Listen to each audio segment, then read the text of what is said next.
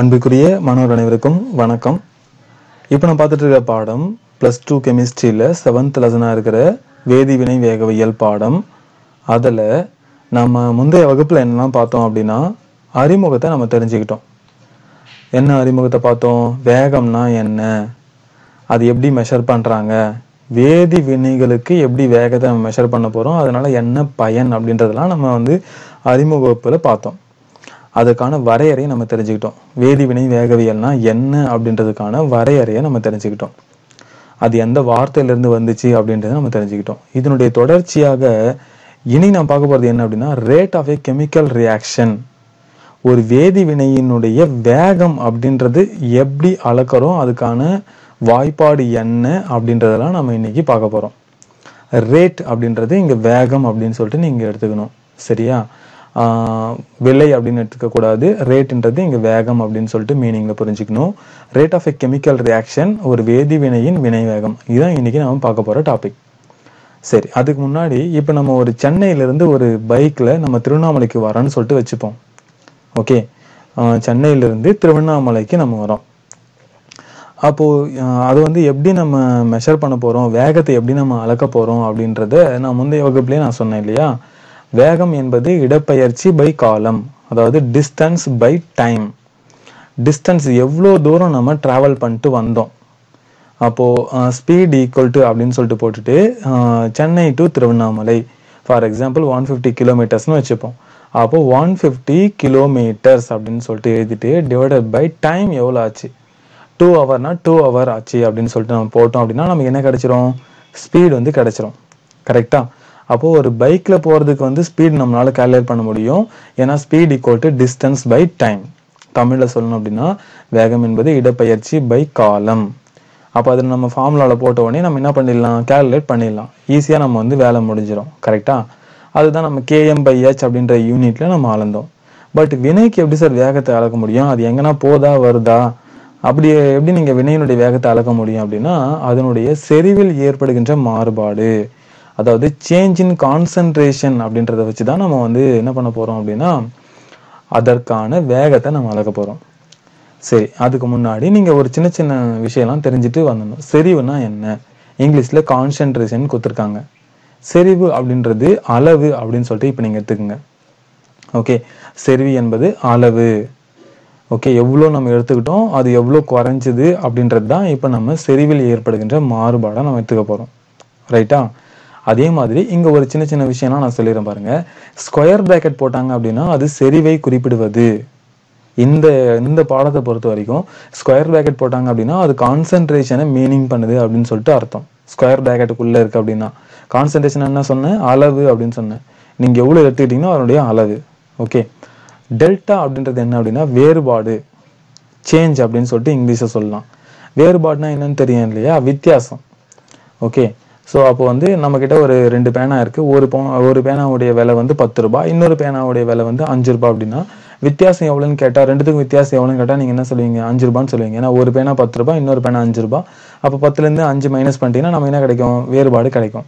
அதே மாதிரி டெல்டான்றது இந்த இடத்துல வேறுபாடு அப்படின்னு சொல்லிட்டு நீங்கள் எடுத்துக்கணும். ரைட்டா? அப்போ டெல்டா நமக்கு வேணும் அப்படின்னா ஆரம்பம் இறுதி அது ரெண்டுத்துடைய அளவு நம்ம மைனஸ் பண்ணிட்டோம் அப்படின்னா நமக்கு என்ன கிடைச்சிரும்? அதோட வேறுபாடு கிடைச்சிரும்.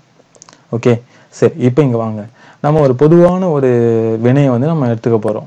A gives B, இதுதான் நம்ம எடுத்துக்கிற ஒரு சிம்பிள் ஜென்ரல் ஈக்குவேஷன் ரியாக்ஷன். இதில் ஏன்றது என்ன அப்படின்னா ரியாக்டன்ட், தமிழில் சொல்லணும் அப்படின்னா வினைபடு பொருள். பின்றது என்ன அப்படின்னா ப்ராடக்ட், விளை பொருள். அப்போ ஏன்ற வினைபடு பொருள் பின்ற விளை பொருளாக மாறுற ஒரு சிம்பிள் ரியாக்ஷனை நம்ம எடுத்துக்கிட்டோம். ரியாக்டன்ட் ப்ராடக்டாக மாறுது. சரியா?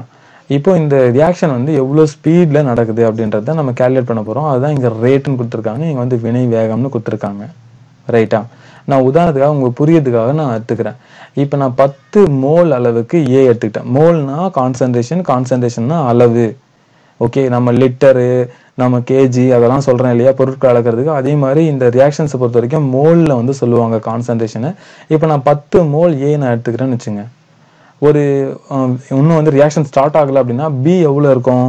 ஃபார்ம் ஆகியே இருக்காது. இன்னும் ரியாக்ஷனே ஸ்டார்ட் ஆகலை அப்படின்னா பி ஃபார்ம் ஆகி இருக்காது. அப்போ பி உடைய கான்சன்ட்ரேஷன் 0 மோல். இப்போ நான் ஒரு 5 நிமிஷம் நான் வந்து இந்த வினையை நான் நடத்துறதுக்கு அலோவ் பண்ணுறேன்னு வச்சுப்போம். இல்லை வினை ரியாக்ஷன் வந்து நடக்குதுன்னு வச்சுப்போம். அப்போ என்ன ஆகும் அப்படின்னா ஒரு குறிப்பிட்ட மோல் வந்து இதை குறைஞ்சி பியை கன்வெர்ட் ஆகும். ஆரம்பத்தில் நான் எடுத்துக்கிட்டு எவ்வளோ எடுத்துக்கிட்டேன், 10 எடுத்துக்கிட்டேன், சரியா? அப்போ கொஞ்ச நேரத்துக்கு அப்புறம் என்ன ஆகும் அப்படின்னா இதுலேருந்து ஒரு 5 மோல் வந்து கன்வெர்ட் ஆகிட்டு பியாக மாறுது, சரியா? இப்போமே நீங்கள் எவ்வளோ இருக்கும் அப்படின்னு கேட்டால் நீங்கள் சொல்லுவீங்களா? 10 முதல்ல எடுத்துட்டோம், அதுக்கப்புறம் 5 வந்து கன்வெர்ட் ஆகிடுச்சு, மீதி எவ்வளோ இருக்குது அப்படின்னா 5 மோல்ஸ்ன்னு இருக்குது. இதை தான் நம்ம இங்கே வந்து வேறுபாடாக நம்ம எடுத்துக்க போகிறோம். எப்படி பைக்குக்கு வந்து நம்ம டிஸ்டன்ஸ், அதாவது ஒரு இடத்துக்கும் இன்னொரு இடத்துக்கும் உள்ள டிஸ்டன்ஸை நம்ம எடுத்துக்கிட்டோமோ அதே மாதிரி இந்த வினை வேகத்துக்கு இடப்பெயர்ச்சிக்கு பதிலாக என்ன எடுத்துக்க போகிறோம் அப்படின்னா வினைப்படு பொருட்களின் செறிவில் ஏற்படுகின்ற மாற்றத்தை நம்ம எடுத்துக்க போகிறோம். அது இங்கிலீஷ் சொல்லியிருக்காங்க பாருங்க, change in concentration of the reactant. Okay, இதுக்கு முன்னாடி ஒரு மைனஸ் சிம்பிள் கொடுத்துருக்காங்க இல்லையா, இது என்ன அர்த்தம் அப்படின்றது நீங்கள் தெரிஞ்சுங்க. பொதுவாகவே கான்சன்ட்ரேஷன் என்ன ஆகும் அப்படின்னா குறைய தான் செய்யும். நம்ம 10 மோல் எடுத்துக்கிட்டோம், அது பியா கன்வெர்ட் ஆகுது அப்படின்னா கண்டிப்பாக இதுலேருந்து குறைஞ்சி தான் அந்த ரியாக்ஷன் வந்து நடந்து பி வந்து மாறப்போகுது. அப்போ குறையுது அப்படின்றத மென்ஷன் பண்ணுறதுக்காக தான் இந்த நெகட்டிவ் சிம்பிள் கொடுத்துருக்காங்க, சரியா? நல்லா ஞாபகம் வச்சுங்க, நெகட்டிவ் சிம்பிள் கொடுத்துருக்காங்க. சார் அப்போ வினை வேகத்துக்கான formula, rate of the reaction formula எப்பவுமே மைனஸில் தான் ஆன்சர் வருமா அப்படின்னா இல்லை, வராது. அதுக்கு உண்டான ரீசனை நான் சொல்கிறேன். அடுத்தது டிவைடட் பை நேரத்தில் ஏற்படுகின்ற மாற்றம். எப்படி நம்ம பைக்கில் போகும்போது நம்ம கேல்குலேட் பண்ண இல்லையா, சென்னையில் நான் ஒரு காலையில் 8 மணிக்கு கிளம்புறேன் அப்படின்னா நம்ம வந்து 11 மணிக்கு நம்ம திருவண்ணாமலைக்கு வரோம்னு வச்சுங்க. அப்போ 2 மணி நேரத்தில் 150 கிலோமீட்டர் வந்திருக்கும், அதுதான் ஸ்பீடு. அப்போ 150 2ஆல் டிவைட் பண்ணிட்டோம் அப்படின்னா நம்ம 75 கிலோமீட்டர் கிடைக்கும். அப்போ நீங்கள் பைக்கில் வந்து 75 கிலோமீட்டர் ஸ்பீடில் வந்திருக்கீங்க அப்படின்னு சொல்லிட்டு அர்த்தம். அதே தான் இங்கேயும். ஸோ அப்போ இந்த வினையினுடைய வேகம் என்ன அப்படின்னா வினைப்படு பொருட்களில் செறிவில் ஏற்பட்ட மாற்றம் டிவைட் பை நேரத்தில் ஏற்படுகின்ற மாற்றம், அதுதான் சேஞ்ச் இன் டைம்னு சொல்லிட்டு கொடுத்துருக்காங்க, ரைட்டா? இப்போ இந்த வினை வேகத்தையே ஃபார்முலாவில் எழுதியிருக்காங்க பாருங்க. மைனஸ் வந்து ஜென்ரலாக எது கொடுத்தாங்க நான் சொல்லிட்டேன், குறையுது அப்படின்றத கொடுத்துட்டாங்க. இங்கே A1 A2 அப்படின்னு சொல்லிட்டு கொடுத்துட்டாங்க பாருங்க. ஸ்கொயர் பேக்கெட் என்ன சொல்லியிருக்காங்கன்னா ஸ்கொயர் பேக்கெட்னா கான்சன்ட்ரேஷன், உங்களுக்கு சொல்லிட்டேன். Concentration of A2 minus concentration of A1. Concentration of A2 அப்படின்றது என்ன அப்படின்னா அதனுடைய வினை நடந்து முடியும் போது அதனுடைய கான்சன்ட்ரேஷன். A1 அப்படின்றது என்ன, அது ஆரம்பத்தில் அதனுடைய கான்சன்ட்ரேஷன், சரியா? ஆரம்பத்தில் அதனுடைய கான்சன்ட்ரேஷன், ஓகேவா? புரியுதா பாருங்க. அதே மாதிரி தான் டைமும். ஸோ டைம் வந்து T2 மைனஸ் T1 அப்படின்னு சொல்லிட்டு கொடுத்துருக்காங்க. ஸோ டைம் 1 அப்படின்றது என்ன அப்படின்னா இனிஷியல் டைமு. டைம் 2 அப்படின்றது பார்த்தீங்கன்னா நம்ம வந்து ஒரு குறிப்பிட்ட டைமுக்கு அப்புறம், ஓகே, அதுதான் நம்ம வந்து சொல்கிறோம், புரியுதா? அப்போது எப்போவுமே நல்லா ஞாபகம் வச்சுக்கணும், இந்த இடத்துல மைனஸ் சிம்பிள் ஏன் வருது அப்படின்னு கேட்டால் சொல்லறதுக்கு தயாராக இருக்கணும். அது கான்சன்ட்ரேஷன் குறையுது அப்படின்றதுக்காக நம்ம மென்ஷன் பண்ணுது, புரியுதா பாருங்க, ரைட்டா? அடுத்தது அதே மாதிரி தான் இங்கிலீஷ்ல இங்கே கொடுத்துருக்காங்க. இதை நம்ம என்னன்னு சொல்கிறோம் அப்படின்னா சேஞ்சுன்னு சொல்கிறோம் இல்லையா, A2 மைனஸ் A1. ஓகே, அதாவது A1 அப்படின்றது இனிஷியல் கான்சன்ட்ரேஷன், A2ன்றது ஃபைனல் கான்சன்ட்ரேஷன். 10 மோல் நம்ம எடுத்துக்கிட்டோமா அது இங்கே வரும், கரெக்டா? அது ஃபைனலாக வந்து என்னாச்சு 5 மோலாக கன்வெர்ட் ஆயிடுச்சு, 5 மோல் பியா மாறிச்சு, மீது வரும், ஓகேவா? அப்போ இதனுடைய ஆன்சரே வந்து நெகட்டிவ்ல தான் வரும் உங்களுக்கு. ஓகே, முன்னாடி ஒரு நெகட்டிவ் இருக்குது, பாசிட்டிவாக மாறுடுமா சார் அப்படின்னா கரெக்டு தான். பட் நம்ம வந்து எப்போவுமே வந்து வேகத்தை குறிப்பிடும் போது மைனஸ் என்ற சிம்பிள் நம்ம குறிப்பிட மாட்டோம். அதுதான் நான் உங்களுக்கு முதல்ல சொல்கிறேன்னு சொன்னேன். இப்போ நான் சொல்லிடுறேன் பாருங்க. இப்போ நம்ம பைக்குடைய வேகத்தை நம்ம மைனஸ் சொல்லுவோமா, சொல்ல மாட்டோம் இல்லை. ஸ்பீடுன்னு சொன்னாவே அது இவ்வளோ தான் அப்படின்றது வந்துடும். அப்போ வந்து நமக்கு இங்கே மைனஸ் என்ற சிம்பிள் வந்து ஒன்லி ஃபார் குறையுது அப்படின்றதுக்காக தான் கொடுத்துருக்காங்களே தவிர நீங்கள் வந்து அதை கடைசி ஆன்சரில் போடக்கூடாது அப்படின்றது தான் நான் சொல்ல வர விஷயம். புக்லேயே நமக்கு வந்து ஒரு வேர்ட் தெளிவாக கொடுத்துருப்பாங்க. மைனஸ்ன்றது வந்து ஒரு மரபு வழியாக அது நம்ம பயன்படுத்தக்கூடாது அப்படின்றதால வேகத்தினுடைய சமன்பாட்டில் மைனஸ் நம்ம போட மாட்டோம். ஆனால் இந்த மைனஸ் எதை குறிக்குது அப்படின்னா அந்த கான்சன்ட்ரேஷன் ஏவுடைய செறிவு வந்து குறைஞ்சிட்டே வருதுன்றதை குறிக்குது. ஓகே, அப்போ T2 மைனஸ் T1ன்றது உங்களுக்கு தெரியும். இதுதான் ஷார்ட்டாக என்ன பண்ணிருக்காங்க, டெல்டா கான்சன்ட்ரேஷன் ஆஃப் ஏன்னு போட்டிருக்காங்க. டெல்டானா சேஞ்ச், அதாவது வேறுபாடு. A2 மைனஸ் A1ன்றது வேறுபாடு இல்லையா, delta concentration of A delta T அப்படின்னு போட்டிருக்காங்க. டைமில் ஏற்படுற சேஞ்சு, கான்சன்ட்ரேஷன் ஆஃப் ஏல ஏற்படுற சேஞ்சு, இது ரெண்டுத்தையும் டிவைட் பண்ணால் நம்ம என்ன கிடைக்கும், வினையினுடைய வேகம் இந்த வினைக்கு கிடைச்சிடும். அதே மாதிரி தான் இங்கிலீஷ்லையும் கொடுத்துருக்காங்க. இது புரிஞ்சுதா பாருங்க. சரி, இப்போ நம்ம ஏவை மட்டும் தான் கணக்கில் எடுத்துக்கணும் இல்லையா. அதாவது 10 மோல் நான் ஏ எடுத்துக்கிட்டேன், அது வந்து ரியாக்ஷன் நடந்து முடியும் போது 5 மோலாக மாறிடுச்சு அப்படின்னா நான் ஏ வச்சு இந்த ஃபார்முலா டிரைவ் பண்ணியிருக்கேன். பியை வச்சு கூட எடுக்கலாம். ஆரம்பத்தில் பி எவ்வளோ இருந்துச்சு, வினை நடந்து முடியும் போது பி எவ்வளோ இருக்குது அப்படின்றத வச்சு நம்ம வந்து பார்க்கலாம். அதுதான் இங்கே வந்து கொடுத்துருக்காங்க பாருங்கள். பியை வச்சு நீங்கள் கேல்குலேட் பண்ணிங்க அப்படின்னா delta B divide by delta டின்னு வரும். சார் இதுக்கு மட்டும் ஏன் மைனஸ் வரல அப்படின்னா இது வந்து ஃபார்ம் ஆகுது, கரெக்டாக, இது குறையில அதிகமாகுது. ஃபர்ஸ்ட் 0வா இருக்கு பி, வினை ஸ்டார்ட் ஆகிறதுக்கு முன்னாடி. ரியாக்ஷன் ஸ்டார்ட் ஆனதுக்கப்புறம் வந்து பார்த்தீங்கன்னா 5 மோலாக கன்வெர்ட் ஆகுது. அப்போ delta B divide by delta T. அப்போ B2 வந்து இங்கே அதிகமாக இருக்குது கரெக்டாக, B1 விட. B1னா இனிஷியல், B2ன்றது ஃபைனல். அதுதான் இங்கே எதிர்குறி என்பது தேவையில்லைன்னு சொல்லிட்டு கொடுத்துருக்காங்க பாருங்க.